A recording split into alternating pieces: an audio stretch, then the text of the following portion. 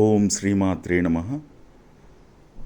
September 7 ఆదివారం 2025 చంద్రగ్రహణం గురించి పూర్తి వివరణ. ఇది భాద్రపద పూర్ణిమ, శతభిష నక్షత్రం, పూర్వభాద్ర నక్షత్రం, కుంభరాశిలో రాహుగ్రస్త సంపూర్ణ చంద్రగ్రహణం ఉంది.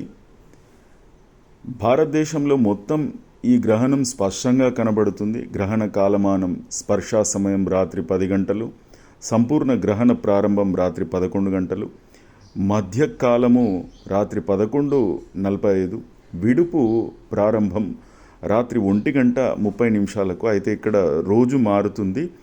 8వ తేదీగా మనం సోమవారంగా దీన్ని గుర్తించాలి. 1:30 ముగింపు అనేటువంటిది ఉంటుంది.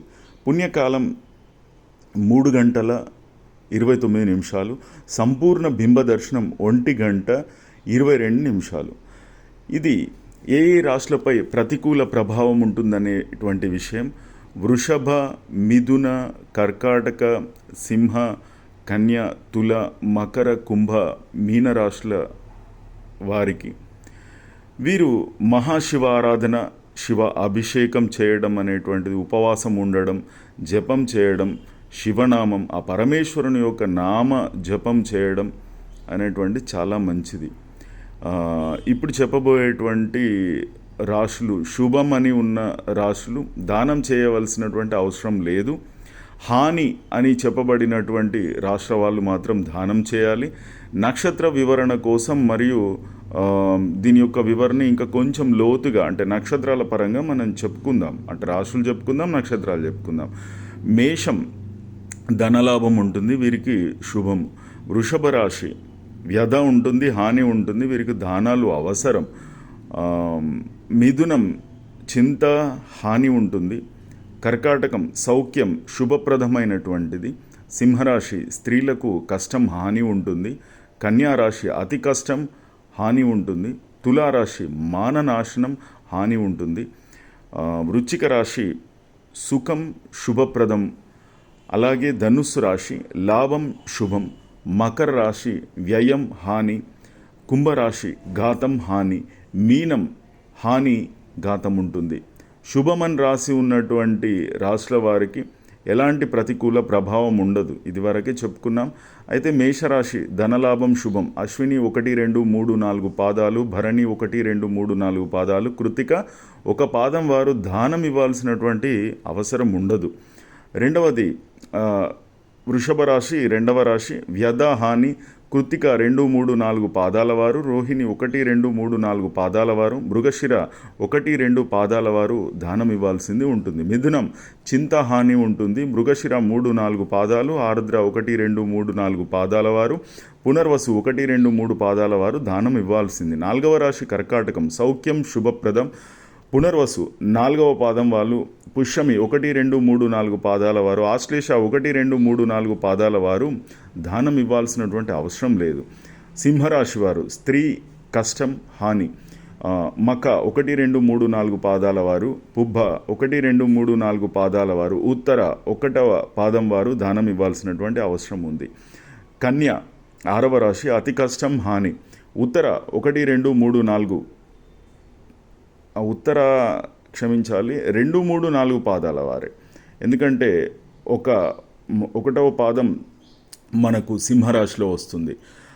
2, 3, 4 పాదాల వారు, హస్త 1, 2, 3, 4 పాదాల వారు, చిత్త 1, 2 పాదాల వారు దానం ఇవ్వాల్సింది ఉంటుంది. తుల 7వ రాశి మాననాశనం, హాని. చిత్త 3, 4 పాదాల వారు, స్వాతి 1, 2, 3, 4 పాదాల వారు, విశాఖ 1, 2, 3 పాదాల వారు దానం ఇవ్వాల్సింది ఉంటుంది. 8వ రాశి వృశ్చికం సుఖం, శుభం. విశాఖ 4వ పాదం, అనురాధ. విశాఖ 4వ పాదం, అనురాధ 1, 2, 3, 4 పాదాల వారు, జ్యేష్ఠ 1, 2, 3, 4 పాదాల వారు దానం ఇవ్వాల్సినటువంటి అవసరం లేదు. 9వ రాశి ధనుస్సు లాభం, శుభం. మూల 1, 2, 3, 4 పాదాల వారు, పూర్వాషాఢ 1, 2, 3, 4 పాదాల వారు, ఉత్తరాషాఢ 1వ పాదం వారు దానం ఇవ్వాల్సినటువంటి అవసరం లేదు. మకరం 10వ రాశి వ్యయం, హాని. ఉత్తరాషాఢ 2, 3, 4 పాదాల వారు, శ్రవణం 1, 2, 3, 4 పాదాల వారు ధనిష్ట 1-2 పాదాల వారు దానం ఇవ్వాల్సింది ఉంటుంది. 11వ రాశి కుంభం, ఘాతం, హాని. ధనిష్ట 3-4 పాదాల వారు, శతభిషం 1, 2, 3, 4 పాదాల వారు, పూర్వభాద్ర 1, 2, 3 పాదాల వారు దానం ఇవ్వాలి. 12వ రాశి మీనం, హాని. పూర్వభాద్ర 4వ పాదం, ఉత్తరభాద్ర 1, 2, 3, 4 పాదాల వారు, రేవతి 1, 2, 3, 4 పాదాల వారు దానం ఇవ్వాలి.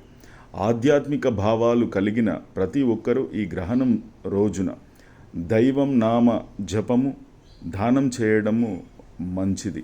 దాన సామాగ్రి తెలిసినంతలో మీకు చెబుతున్నాం. రజతం అంటే వెండి చంద్రబింబము, నాగబింబము, తెల్లటి వస్తువులు, తెల్ల వస్త్రము, బియ్యము 1.25 కేజీ చొప్పున, నీల వస్త్రం, మినపగుళ్ళు 1.25 కేజీ చొప్పున, తమలపాకులు, వక్కలు, ఏవైనా పళ్ళు అంటే ఏవి ఇచ్చినా ఒక 5 రకాలు ఉండేటువంటి విధంగా లేదా 2 రకాలు ఉండేటువంటి విధంగా చూసుకోండి. ఎక్కువ బీజాలు కలిగినటువంటి పళ్ళను దానం చేయడం అనేటువంటిది మంచిది. అంతేకాకుండా తమలపాకులు, వక్కలు, ఏవైనా పళ్ళు, తాంబూలాది దక్షిణలు, స్వయం పాకానికి వస్తు సామాగ్రి అన్నీ కూడా కలిపి మీకు తెలిసినటువంటి పండితులకు, పండిత వర్గానికి దానం, బ్రాహ్మణులకు మీ పేరు గోత్రములు చెప్పి దానంగా ఇవ్వడం అనేటువంటిది మంచిది. ఆలయంలో పాటించేటువంటి విధానం, గ్రహణానికి ముందు సెప్టెంబర్ 7 మధ్యాహ్నం లోపు అన్ని దేవాలయాల్లో పూర్తిగా మూసివేస్తారు. సాయంకాల దర్శనం ఉండదు. శ్రీకాళహస్తి దేవాలయంలో ఈ నియమాలు వర్తించవు. ఎందుకంటే ఈ సందర్భం ఇక్కడ వస్తుంది కాబట్టి నాస్తికవాదులు మొదలగు వారు హిందుత్వం మీద బురద జల్లేటువంటి వాళ్ళ మాటలు మనం విని కొన్ని అపోహలకు వెళ్ళాల్సిన అవసరం ఏర్పడుతుంది. కాబట్టి అంచేది ఇక్కడ ఈ శ్రీకాళహస్తి దేవాలయం గురించి మనం చెప్పవలసి వచ్చింది. అలా గ్రహణం తర్వాత సెప్టెంబర్ 8 ఉదయం ఆలయాన్ని మొత్తం కడిగి శుభ్రం చేసి గణపతి పూజ, పుణ్యావచనం, పంచగవ్య సంస్కరణం అంతా కూడా చేసి విగ్రహాలకు అభిషేకాలు చేసి భక్తులకు దర్శనం ఇవ్వడం అనేటువంటిది ఆచారంగా వస్తున్న విషయం. అదే జరుగుతుంది. ఆచారాలు గ్రహణం రోజున అయితే తద్దినాలు పెట్టుకోవాలనుకునేటువంటి వారు మధ్యాహ్నం 1:20 పెట్టుకోవాలి. గ్రహణం రోజున గ్రహణ కాలంలో స్నానాలు, ఉపవాసం, దైవనామస్మరణ, మంత్రజపం, దాన ధర్మాలు చేయాలి. గర్భిణీ స్త్రీలు, పిల్లలు పాటించవలసినటువంటి కొన్ని నియమాలు, కత్తెర, సూది ఇలాంటి పనులు ఏవి కూడా చేయడం అనేటువంటిది పనికిరాదు. అసలు బయటకు వెళ్ళడమే పనికిరాదు. సెప్టెంబర్ 7, 2025 చంద్రగ్రహణం భారతదేశంలో పూర్తిగా దర్శనమయ్యేటువంటి అరుదైనటువంటి గ్రహణం. ఇది కొందరికి ఆధ్యాత్మిక పరంగా శ్రేయస్కరమైతే విశాఖ, శతభిషం, పూర్వభాద్ర నక్షత్రాల వారికి శాంతి జపాలు అవసరం. కాబట్టి మనం దైవం బాధపడుతున్నటువంటి ఈ సమయంలో మనం నిష్టగా ఉండి దైవానికి మనం సహకరించడం అనేటువంటిది దైవం నుండి మనం భవిష్యత్తులో మనం సర్వశక్తిని పొందడానికి అనుకూలమైనటువంటి విషయం ఇది. కాబట్టి సృష్టి కోసం మన కోసం సృష్టి ఏర్పడింది కనుక ప్రతి ఒక్కరు ఇష్టదేవత, ఇంటి దేవత, గృహదేవత లేదా మీరు దీక్షాపరులైతే గురువు ఇచ్చినటువంటి మంత్రజపము, అఖండ నామస్మరణతో ఈ యొక్క కాలాన్నంతా గడిపి దైవానికి మనం శక్తిని అందజేసే ప్రయత్నం చేస్తూ దైవం నుండి మనం శక్తిని పొందుదాం. ఓం శ్రీమాత్రే నమః, శ్రీ లలితాయే నమః. మీ వాస్తు శ్రీహరి స్వామి.